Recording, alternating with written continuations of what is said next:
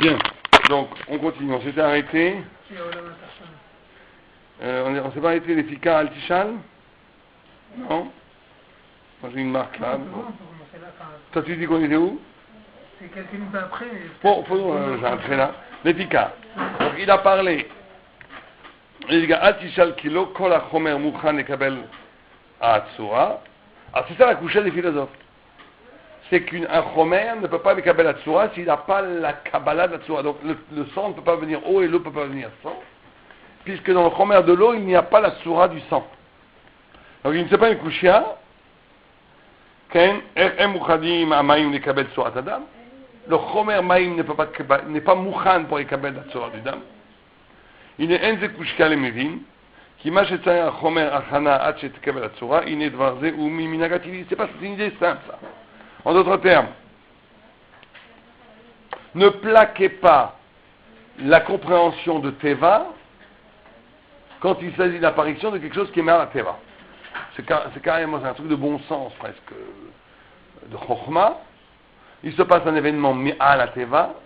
Ne commence pas à plaquer une critique ou une analyse qui est basée sur les structures de l'être naturel, sur ce qui est en train de se passer qui est al-naturel, qui est au-dessus naturel. Très simple. Comme chez Mevin et Zé, Mevin chez Zélo Kouchia. En quoi ils répondent à leur question? C'est valable seulement si tu me dis que il y a une apparition mais à la Teva, mais eux ils sont pas d'accord. Si, ils sont d'accord. Aristote est d'accord qu'ils sont d'accord qu'il y a un Dieu. Dieu est contraint aux règles de alors ça là vous touchez le point le plus important. C'est tout le chapitre, c'est que ça. On pourrait le résumer à ce que vous venez de dire. Est-ce que Dieu est lié à la logique? Pour Aristote en tout cas. Pour Aristote, pour tous les philosophes. Pour Spinoza aussi. Ça veut dire que c'est ça tout le problème. Est-ce que Dieu est lié à la logique? Mais là en quoi il répond? C'est-à-dire il vient, il nous dit... Non, il répond une non-logique. Non, il dit pas que ça, il ne fait pas de la religion. Il te dit que le mal à Teva, il a un système rationnel autant que le rationnel de la nature. Et qu'il faut avoir la subtilité de comprendre qu'il y a des niveaux. Sauf qu'il n'est pas régi par le temps. Il n'est pas régi par le temps. Exactement. Donc, ça devrait que quoi que en Dieu, d'après la logique aristotélicienne, on devrait dire que Dieu est régi aussi par les règles du temps. Alors pourquoi? Parce que le temps est une création en lui-même. Donc comme le temps est aussi une création, il n'y a aucune raison que le créateur soit assujetti à ce qu'il crée. D'après Aristote, oui. Mais c'est pas logique. Je comprends que c'est pas logique. Donc c'est tout. Donc il répond. Il répond quand il ouvre les yeux. Il lui dit ouvrez les yeux que vous confondez le créateur et la créature. C'est un truc complètement logique. Ça c'est très simple. Ça c'est du bon sens philosophique. Oh, ça se complique plus tard. Oh. Qui m'a jeté un romain. Elle commence où l'erreur? Chez qui? L'erreur aristotelienne, et pas que Aristote, tous les philosophes, et surtout Spinoza, moi je dis quand je lis c'est une critique systématique de Spinoza, c'est de considérer que le rationnel est l'horizon indépassable du sensé. Par exemple, la couchia fondamentale qu'on va poser contre, qui va expliquer là. Pourquoi il se base pour dire une chose très simple. Il te dit, eux ils vont te dire c'est très simple. Dès que tu parles, ça a ton plein la rationalité. Donc ne me parle pas d'irrationalité. Sinon tais-toi. Sinon fais comme certains déistes, comme certains mystiques qui disent on ne peut rien dire, donc on se tait. Parce que tout ce qu'on dit c'est des bêtises. Ça nous dérange là les discussions. Donc tu comprends? Il dit mais si tu parles, c'est que tu acceptes comme prémisse la notion de logique. Je crois que ce que je vois, c'est... Non. C'est qu'eux, ils n'en étaient pas là. Ils en étaient dans la logique pure. Par exemple, la couchia fondamentale qu'on va analyser maintenant, des philosophes et du reste. Je ne crois ce que j'arrive à comprendre. Ils te disent que ce qui n'est pas compréhensible n'est pas justifiable, donc tu peux dire n'importe quoi. C'est très simple. Tu peux dire n'importe quoi. Ok, mais... La croyance, c'est du n'importe quoi. Je crois qu'il y a dans ce truc un léopard là-dedans. T'as bien con. T'as aucune preuve, ni pour rien, donc c'est rien. Donc c'est nul. Pourquoi? Quand il n'y a pas de preuve, ça veut dire que c'est pas sûr, donc ça veut dire que ça n'a aucune valeur. Tu peux pas dire comme ça. Tu es obligé de dire que tu as un système du sensé qui porte une rationalité encore plus radicale que le rationnel évident. Sinon tu n'en sors pas. Mais c'est déjà se mettre à la base qu'il n'y a rien au-dessus de moi-même. C'est pas ça. Tu ne peux pas. Tu dis qu'il y a peut-être des choses au-dessus de toi-même. mais ça ne fait pas de sens pour moi. Donc moi, donc ne parle pas. Donc si tu parles, c'est que tu parles du sensé. Si tu parles du sensé, il faut articuler le sens autour du sensé. Sinon tu te tais. Sinon tu arrives à un système mystique en disant, on ne peut rien savoir, donc on se tait. Mais même chat, où tu parles, et donc tu emploies le sensé. Et si le sensé, tu dois obéir aux règles du sensé. Ou tu dis, le sensé, c'est pas le tout, donc parle pas, donc c'est toi. Alors pourquoi parler de Dieu dans la philosophie? Pourquoi avoir basé que... Mais eux, que le sensé, ils c'est intègrent tout? Dieu dans le système Oui. rationnel. Mais pourquoi avoir basé que... Ça, Pourquoi avoir basé que le sensé c'était tout? Il y a le choix. Je peux dire ou le sensé est le tout ou le sensé n'est pas le tout. Alors pourquoi avoir fixé que le sensé est le Parce tout qu'eux, et ils après, considèrent que ce qui n'est pas censé n'est pas possible. Justement, pourquoi? C'est quoi le... Si tu réfléchis un peu, c'est très pour Tahana. Chaque chose en tant qu'être a une logique interne. Donc du sensé. Une chose, le fait qu'une chose ne peut pas être et ne pas être. Voilà un truc logique. Une chose ne peut pas être et ne pas être en même temps. Tu es d'accord avec ça ou pas? Est-ce qu'une chose peut être et ne pas être? Là-bas, c'est rad. Première vue, non. Est-ce que tu peux imaginer quelque chose qui est et qui n'est pas? Oui ou non? Franchement, honnêtement. Première vue, non.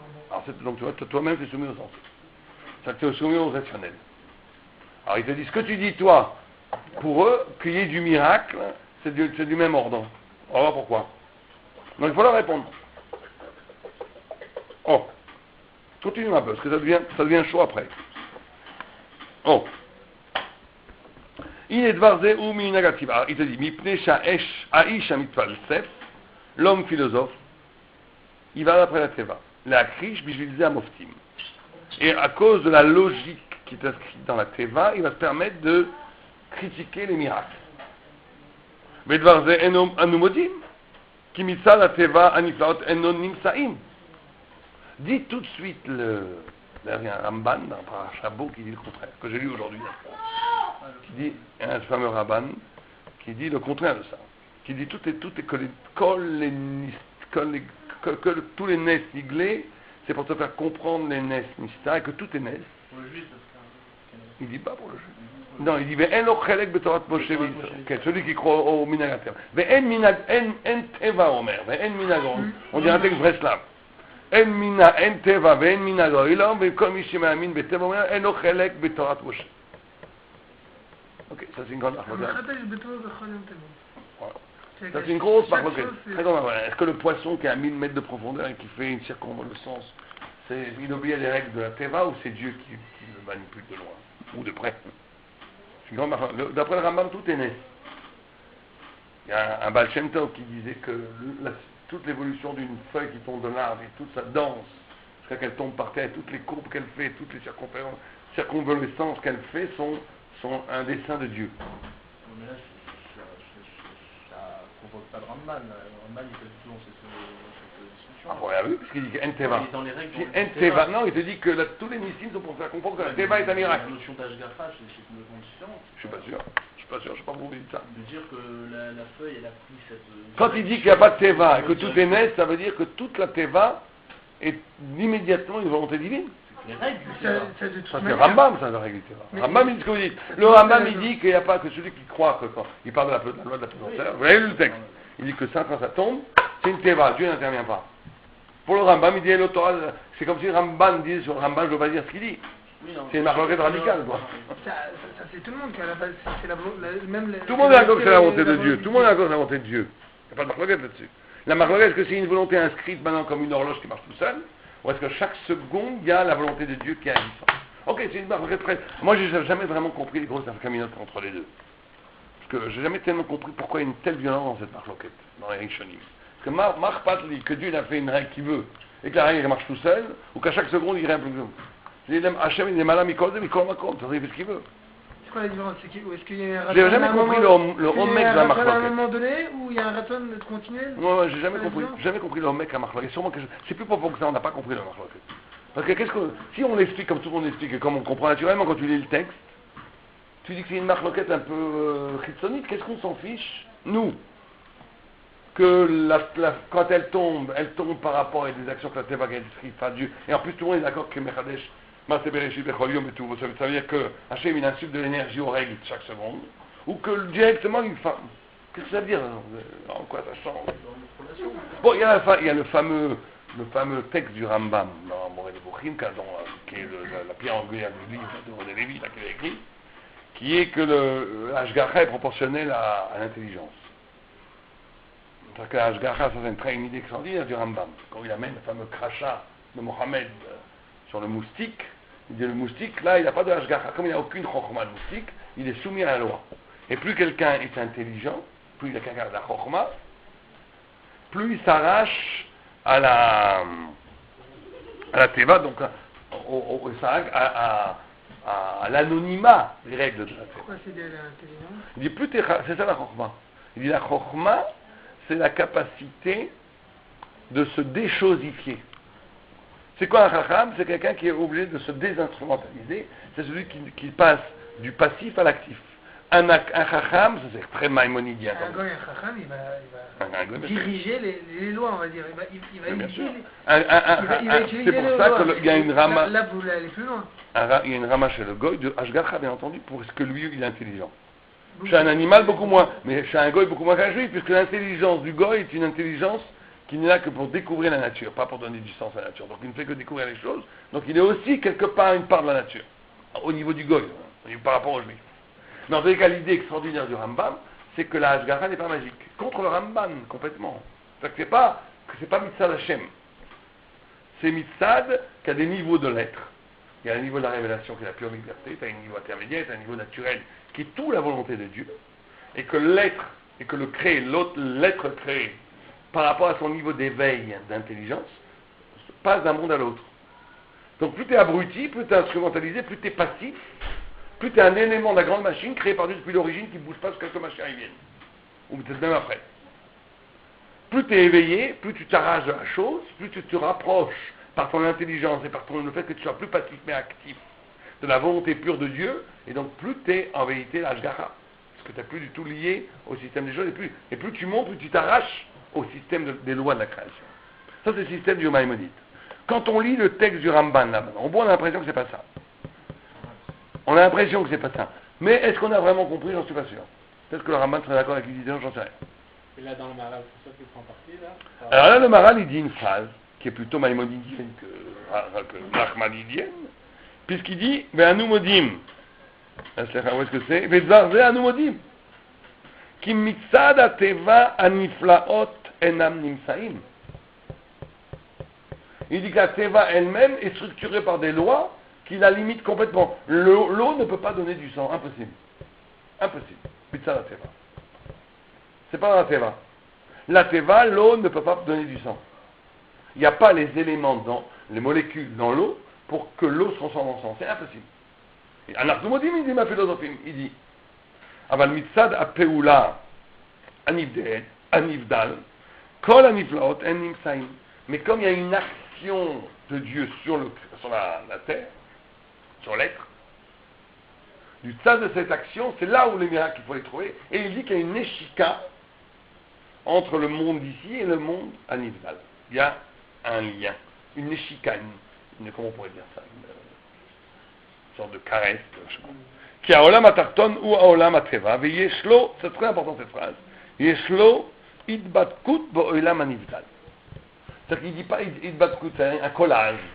Donc c'est très intéressant, il dit, c'est que l'être, la définition de l'être ici pour le Maral, serait une sorte de dualité, une dualité où l'être serait constitué de deux niveaux. Un niveau Teva et un niveau Nivdal, qui est que de l'ordre de la volonté de Dieu, qui n'est pas assujetti au loi de la Teva et qui se rencontrent. Parce que qu'est-ce qu'il a besoin de dire ça? Pourquoi il ne dirait pas que finalement Dieu intervient directement comme il veut? Qu'est-ce qu'il a besoin de dire que le monde est Nidbak en Olam Nivdal?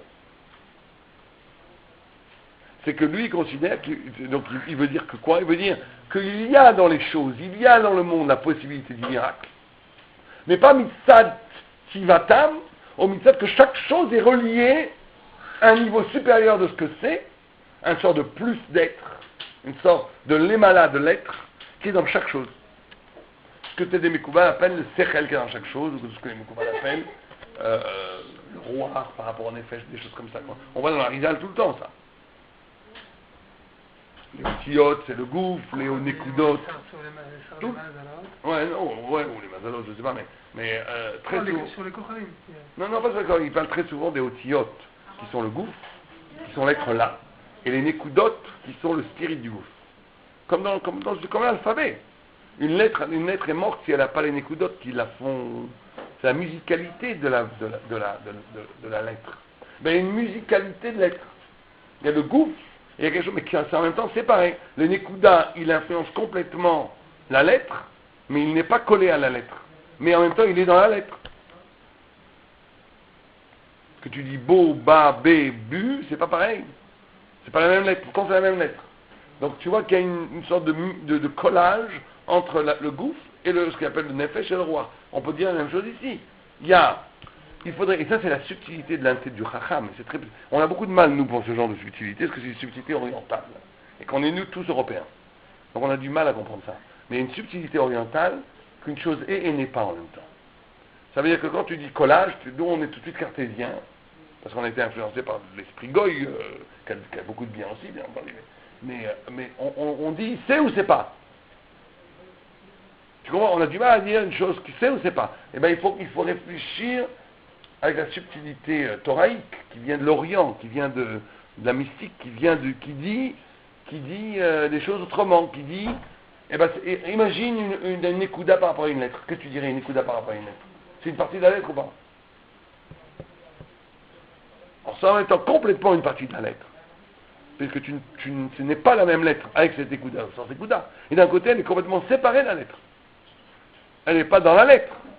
Elle est séparée de la lettre. Bête, ça n'a aucun rapport avec ni son dagesh, ni un dagesh, ni avec toutes les nekudot, ni avec le tséré, ni avec le sagol, ni rien du tout. Ni avec le chourouk, ni rien. Ça n'a aucun rapport avec la lettre. Et pourtant, elle modifie complètement la lettre. Et bien dans l'être, c'est pareil. Dans l'être, c'est pareil. Dans les choses, il y a la chose qui est la gouffre de la chose, et sa voyelle, son nekuda, qui va complètement la transformer. Et bien le monde, c'est pareil. Dans le monde, il y a le monde matériel, gouffre, famille, civi, qui obéit à des règles, mais ce monde-là est manipulé, ou je ne peux pas dire manipulé, il est inspiré, il est traversé, il est tout ce que tu veux, pas il y a quelque chose qui est collé à lui, on va dire, comme le nekuda est collé à la lettre, et qui est nivdal, et qui l'inspire et qui le transfigure complètement. Une sorte de parallélisme influent. Mais le parallèle, quand tu dis parallèle, il y a l'idée qu'on peut vivre parallèle sans jamais se connaître. Deux voisins peuvent vivre à côté, c'est pas notre cas en ce moment, pendant 20 ans sans jamais se connaître. Deux vies parallèles dans le même binyan, parallèles, sans qu'il n'y ait aucun rapport. Alors qu'ici, il y a un rapport. Dans les deux sens, bien entendu. D'accord? ומשם הניסים באים, שהניסים יתרדשו במה שהעולם הזה יש לו חיבור בנבדלים.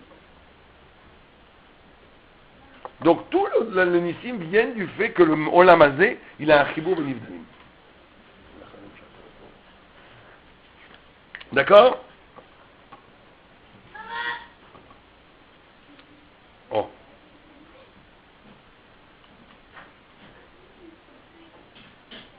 Où est-ce qu'on en est, excusez-moi?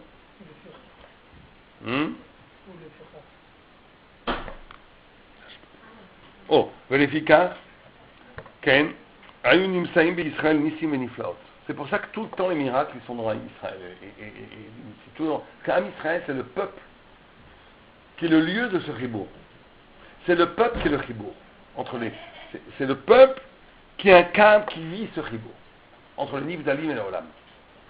Tout le temps. Aussi bien dans la pratique mitzvot, c'est une chose de physique et en même temps chose de Rouhani. Tout le corps, tout c'est toujours comme ça.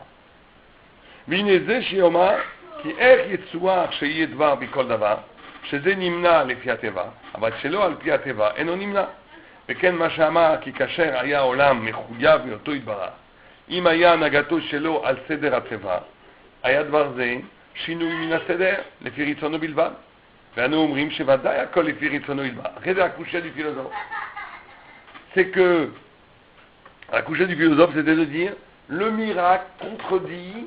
C'est la grosse couchade la grosse couchée de Spinoza, entre autres. C'est-à-dire que le miracle est superstition, parce que, le miracle est superstition, parce que ce qui est vrai est éternel.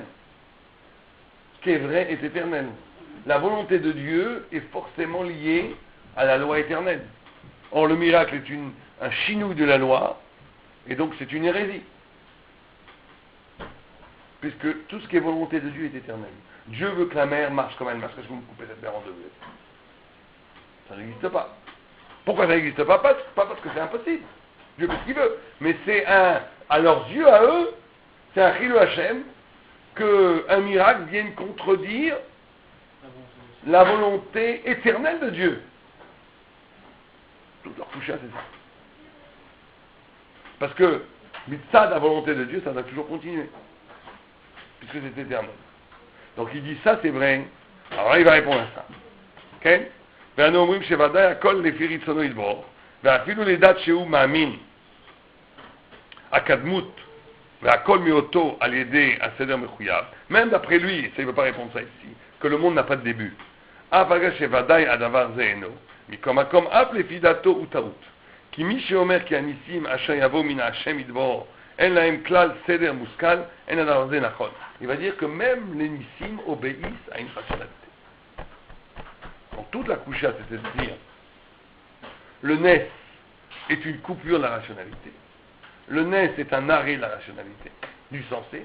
C'est insensé au sens du terme. Donc impossible. Dit le Maharal, le nes n'est pas insensé, il participe d'un sensé supérieur au sensé biologique naturel, c'est tout. Mais il y a une rationalité propre au miracle.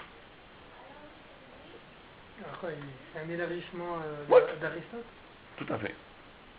Tout à fait. C'est ça. On arrive au même problème, en fin de compte, toujours. On va voir. Ce que tu dis, c'est Ralbag. Parce que Ralbag, il n'a pas le problème d'Aristote. Il est d'accord que le miracle, il est.